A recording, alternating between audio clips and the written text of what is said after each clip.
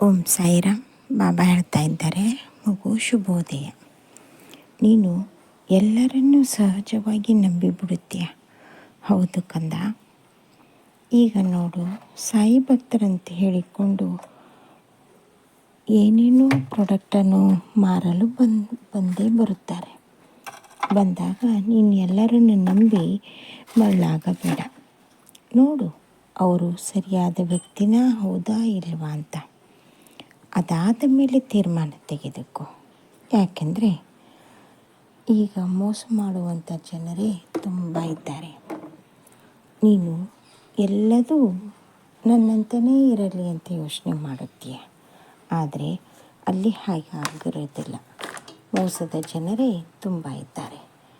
ಇರಲಿ, ನಿನ್ನ ನಂಬಿಕೆ ನಿನಗೆ. ಆದ್ರೂ ಒಂದು ಕಿವಿ ಮಾತು ಹೇಳಲು ಇಷ್ಟಪಡುತ್ತೇನೆ. ಎಲ್ಲರನ್ನೂ ಸಹಜವಾಗಿ ನಂಬಬೇಡ. ನೋಡಿ, ವಿಚಾರಿಸಿ, ವಿಮರ್ಶೆ ಮಾಡಿ ನಂಬು. ಸರಿನಾ? ಹಾಗೆ ಕಂದ, ಮಾಡುವಂಥ ಕೆಲಸವನ್ನು ಪ್ರಾಮಾಣಿಕವಾಗಿ ಮಾಡ್ತಾ ಇದ್ದೀಯಾ. ಇದರಿಂದ ಮುಂದೆ ನಿನಗೆ ಖಂಡಿತವಾಗ್ಲೂ ಒಳ್ಳೆಯದಿದ್ದೇ ಇದೆ. ಅದರಲ್ಲಿ ಎರಡು ಮಾತಿಲ್ಲ. ಯೋಚನೆ ಮಾಡುವಂಥ ಅಗತ್ಯ ಇಲ್ಲ. ಆದರೆ ಒಂದು ವಿಷಯ, ನೀನು ಯಾವುದೇ ಕೆಲಸ ಮಾಡಿದ್ರೂ ಕೂಡ ಇಲ್ಲಿವರೆಗೂ ಯಶಸ್ಸನ್ನು ಕಂಡಿದೆ, ಮುಂದೆಯೂ ಕೂಡ ಕಾಣ್ತಾ ಇದೆ. ಆದರೆ ನಿನ್ನ ಹಿತಶತ್ರುಗಳೇ ನಿನಗೆ ಬೆನ್ನಿಗೆ ಚೂರಿ ಹಾಕಲು ಮುಂದೆ ಬರ್ತಾ ಇದ್ದಾರೆ. ಎಚ್ಚರಿಕೆಯಿಂದ ಇರು. ನಾನು ಇದನ್ನು ನಿನಗೆ ಎಚ್ಚರಿಸಲೆಂದೇ ಇಂದು ಬಂದಿದ್ದೇನೆ. ಹೌದು ಕಂದ, ನಿನ್ನ ಜೊತೆಗೆ ಕೆಲಸ ಮಾಡುವವರೇ, ನಿನ್ನ ಜೊತೆಗೆ ನಾನಿದ್ದೇನೆ ಅಂತ ಭರವಸೆ ಕೊಟ್ಟವರೇ ನಿನಗೆ ಮೋಸ ಮಾಡಲು ಮುಂದಾಗಿದ್ದಾರೆ.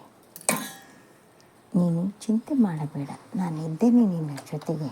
ಆದರೂ ನಿನ್ನ ಎಚ್ಚರಿಕೆಯಲ್ಲಿ ನೀನಿರು, ನಿನ್ನ ಯೋಜನೆಯಲ್ಲಿ ನೀನಿರು. ಹಾಗೆ ಮಗಳ ಮದುವೆಗೆ ಸುಮಾರಷ್ಟು ಅಡ್ಡಿ ಆತಂಕಗಳು ಬಂದಿವೆ ಅಂತ ಯೋಚನೆ ಮಾಡ್ತಾ ಇದ್ದೀಯಲ್ವಾ? ಹೌದು ಕಂದ, ಅವಳು ಮಾಡಿದಂಥ ತಪ್ಪಿಗಿಂದು ನೀನು ಪಶ್ಚಾತ್ತಾಪ ಪಡುವ ಹಾಗೆ ಆಗಿದೆ. ಚಿಂತೆ ಮಾಡಬೇಡ.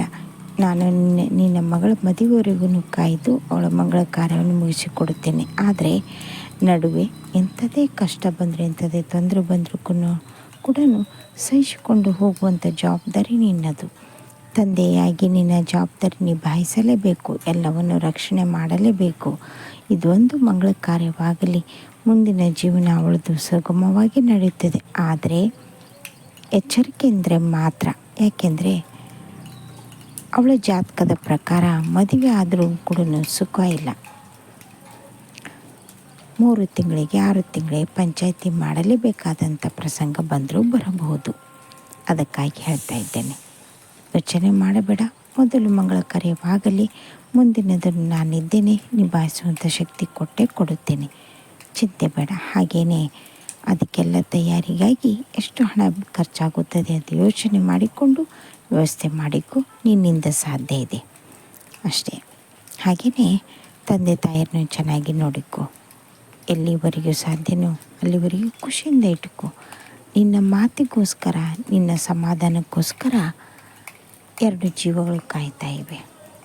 ಆ ಜೀವಗಳು ಕಾಯ್ತಾ ಇವೆ ಅನ್ನೋದು ನಿನಗೆ ಗೊತ್ತು. ಚಿಂತೆ ಮಾಡಬೇಡ. ಅವರನ್ನು ಚೆನ್ನಾಗಿ ನೋಡಿಕೊ. ಹಾಗೆ ಇಂದು ಮತ್ತು ನಾಳೆ ನಿನ್ನ ಸ್ನೇಹಿತರ ಜೊತೆಗೆ ಸ್ವಲ್ಪ ಮಾತನಾಡು. ಅಷ್ಟೇ ಅಲ್ಲ ಕಂದ, ನಿನಗೆ ಗೊತ್ತಿಲ್ಲದೆ ನಿನ್ನ ಸ್ನೇಹಿತರು ನಿನ್ನನ್ನು ನೋಡಿ ಹೊಟ್ಟೆ ಕಿಚ್ಚುಪಟ್ಟುಕೊಳ್ಳೋ ಹಾಗೆ ನೀನು ಬೆಳೆದು ನಿಂತಿದ್ದೀಯ. ಮುಂದೆಯೂ ಬೆಳೆಯುತ್ತೀಯ. ಈಗಾಗಲೇ ಅವಕಾಶಗಳು ಹುಡುಕಿಕೊಂಡು ಬರ್ತಾ ಇವೆ. ನೋಡುತ್ತಿದ್ದಂತೆ ಎಲ್ಲವೂ ಜೀವನ ಬದಲಾಗುವಂಥ ಸಮಯ ಬಂದಾಗಿದೆ. ಮುಂದೆ ಕೆಲವೇ ತಿಂಗಳಲ್ಲಿ ನೀನು ಅದ್ಭುತವಾದ ಒಂದು ಕಾರ್ಯ ಮಾಡಲಿದೆ.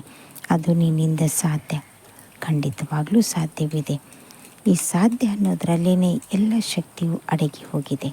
ಚಿಂತೆ ಮಾಡಬೇಡ. ಅತ್ಯಂತ ಶೀಘ್ರದಲ್ಲಿ ಎಲ್ಲ ಫಲವನ್ನು ಅನುಭವಿಸುವಂತೆ ಅವೇ ಆಗುತ್ತದೆ. ಯೋಚನೆ ಮಾಡಿ ಕೊರಗೋದ್ರಲ್ಲಿ ಅರ್ಥ ಇಲ್ಲ. ಮುಂದಿನ ಕೆಲಸ ಏನೆಂಬುದನ್ನು ಅರಿವು ಮಾಡಿಕೊಂಡು ಅದಕ್ಕೆ ಕೈ ಹಾಕು.